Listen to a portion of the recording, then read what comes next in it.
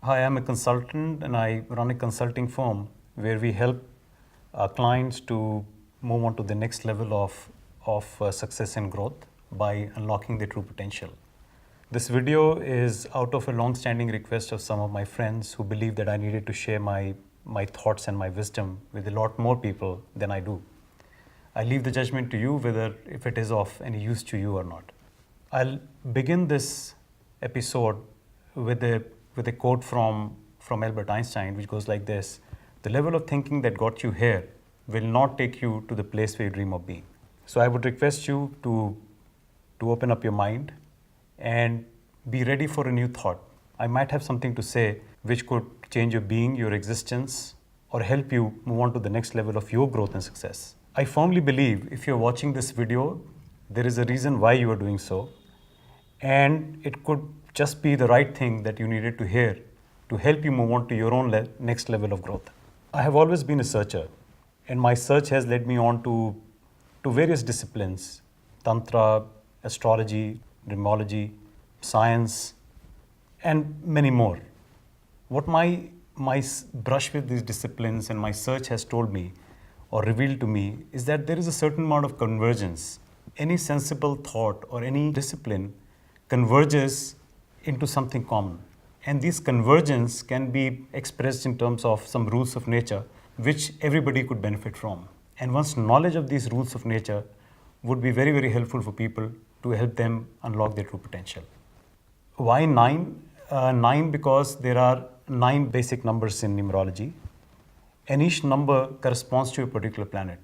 And this planet has a certain lesson that we need to learn. It has something that it has to tell us to help us in our own growth and development. I start my first episode, which is theme around the number 1, which is number of sun. Sun is actually the reflection of divinity, the true reflection, as we call it in Hindu astrology, a pratyaksh or a seen manifestation of divinity. So in Vedic astrology, wherever sun is placed is the place through which the divine power is flowing into that native's life.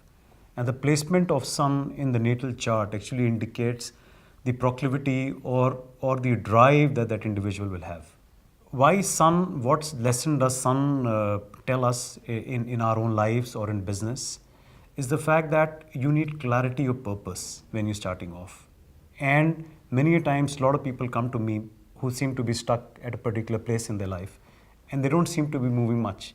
Whereas with the same kind of effort or even lesser effort, they see other people progressing. So what makes them, not live out their best, whereas, other people having their moment in the sun? So I'll unfold this episode in parallel tracks where, there are going to be some stories that I'm going to start off, some lessons that I'm going to start off, and they'll converge into what I eventually intend to communicate to you. So I'll begin this episode with some references to Yoga Vashisht, which is a very popular ancient text, and it is also the inspiration for some of the Hollywood movies like Inception and Matrix. So this book at certain places describes a godlike creature who is restless, lonely, whimsical. He creates and destroys at will. He creates something and he moves on. And then he creates something else, destroys the one that he's created. But whatever he creates is completely out of his imagination. He thinks and it materializes. To establish the scientific basis of imagination that I'm talking about, I'll take you back to a very interesting experiment that was done several years back, which is also referred to as a double slit experiment or Young's experiment in quantum physics.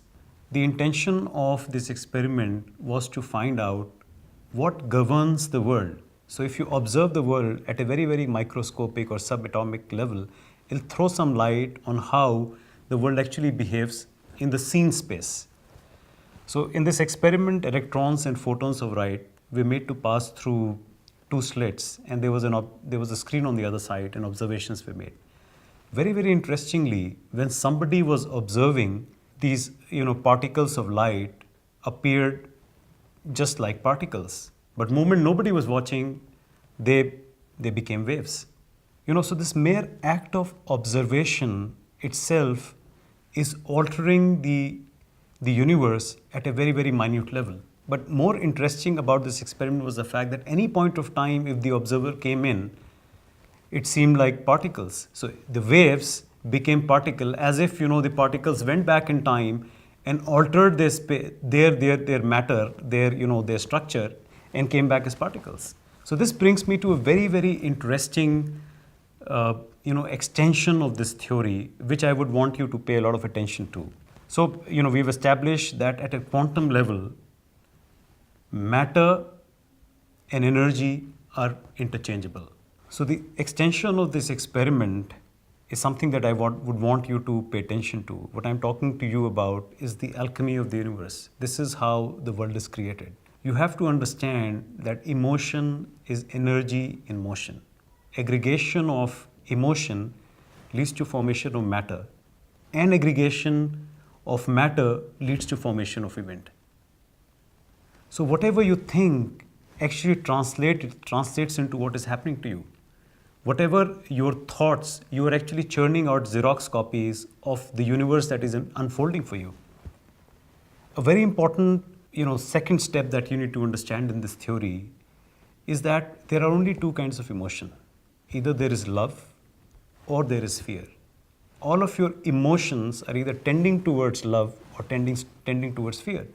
There is no other emotion apart from love and fear. And a very important aspect to understand here, which I'm going to introduce to you, is the fact that action cures fears. If you're acting, all your fears go away and your thought becomes pure, which would help you to create the universe, the right kind of universe that you should be creating for yourself, which you deserve, which you desire. Now, action is fearlessness. If action comes out fearlessness and action cures fears, what is the nature of action? What is the true essence of action? I'll draw your attention now, I'll bring you to Gita, another very, very important text, a Hindu text, which has a background, very interesting background, where the protagonist of this entire 18 chapters is Arjuna, who is fighting a battle against his own cousins and against his kin. Right at the battlefield, he's filled with remorse and he doubts the entire purpose of him fighting a battle. And he tells Krishna, who is also his charioteer, and Lord Krishna that is, that I don't see any sense in fighting this battle with my own people. At that point of time, Krishna tells Arjuna the true essence of action and urges Arjuna to fight this righteous battle. I would quote a couple of verses from this great text, which is actually the true gyan, true knowledge as it is called. So I'll draw your attention to 2/47, that is second chapter in 47 verse, Karmanyavadika raste ma phaleshu kadachana. It essentially means that work should be done for the sake of work itself. Your motive should not be the fruits of action. You should also be continuously involved in activity. You should also not be attached to inaction. So it's a very subtle nuance that I would want you to capture here. So moment you attach yourself to the results of what you're doing, you are infusing negativity in what you're trying to do.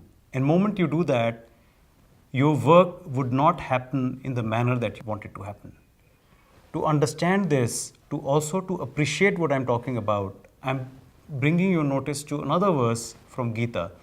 This is 11th chapter and 33rd verse. Here, this is at that point of time where Arjuna is asking Krishna to reveal his true form.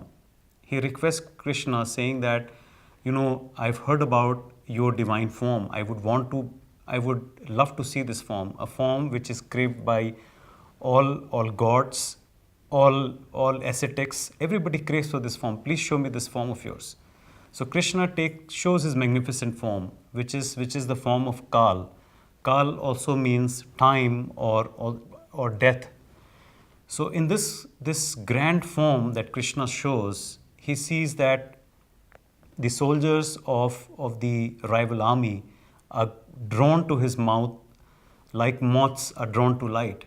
He sees that all the soldiers, all the warriors of the rival army are caught in his mouth, and this magnificent form of Krishna is devouring these soldiers. Some of the arms of these soldiers are stuck between the spaces in his teeth, and it's a fairly scary sight.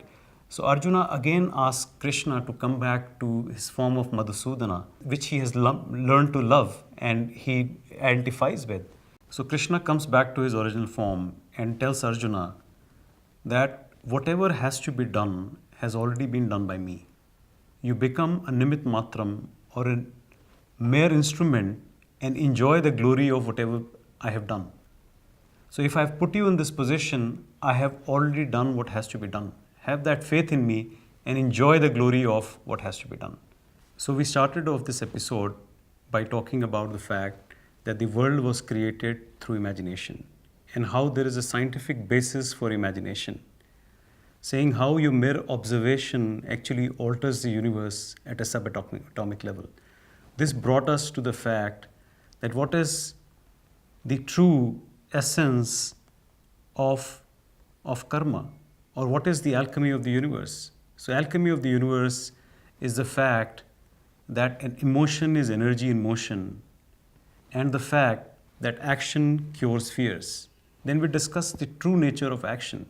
The action has to be performed for the sake of action itself. And the fact that, whatever has to be done at some level has already been done.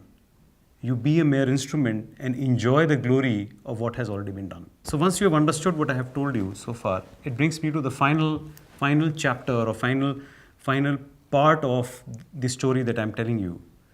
So the important thing here to understand is that your presence is very, very important. Your being there is extremely important. See, there are many a times that you go through life without really realizing being there. You go through a meal without realizing that you finished the meal, and it was such a tasty meal that you were having. It's only until the last morsel that you realize that you missed something. You take a swig of coffee, it's the last swig that you realize, oh, it was such a great coffee and I missed it completely because I was not there. I was thinking about something else. This is what brings me to a very, very important rule, which is called upping your awareness by 5%. See, most of the time we go through life without being there. So the destiny or the cosmic energy does not distinguish between what you want or what you don't want. It will bring to you what you deserve truly. But you have to be there. There is a law of dynamic providence which says that providence strikes on people who are in motion. So it's very important for us to be there in that place for us to realize our true potential. So my rule is very, very simple. Just up your awareness by 5%. What would that do is that you're improving your intensity at that very moment. Your intensity is something that cosmic energy recognizes, and it will bring to you what you truly deserve. So this is slightly against, or this is slightly averse to the common, belief or common literature, which says that you imagine and things will happen. So moment you imagine, there is a bit of a negativity, that there are seeds of negativity in your imagination because you're believing that you're not enough with it.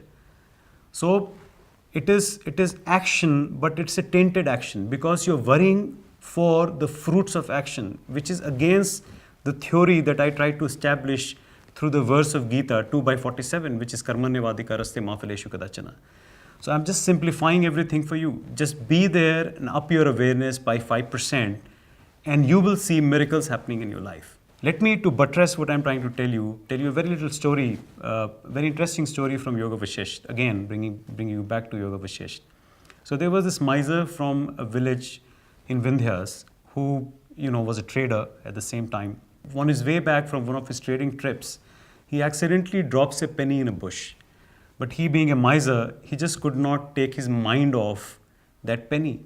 And he continued searching that penny for straight 3 days. There were so many visitors to that place, people around him, who kept on telling him, are you crazy? It's just a mere penny. Why are you wasting your important time and energy worrying about such a simple thing? It's just a penny. But this guy was so intense in his search, so intense in his desire, that he continued his search for 3 days.